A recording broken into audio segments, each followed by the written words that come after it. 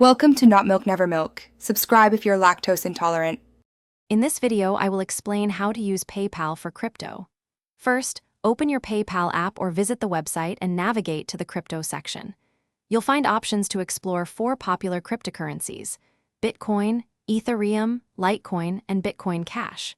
Before you can start, you'll need to complete a quick identity verification process, which usually takes just a few minutes. This ensures a secure and compliant experience for all users. To buy cryptocurrency, simply select one of the 4 available options and enter the amount you want to invest.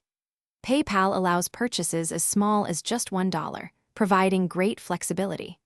You can buy up to $100,000 worth of crypto in a single week.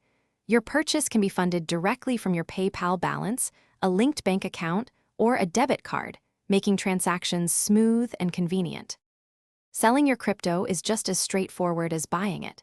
Simply choose the cryptocurrency you wish to sell, confirm the amount, and the funds will usually appear in your PayPal balance within moments.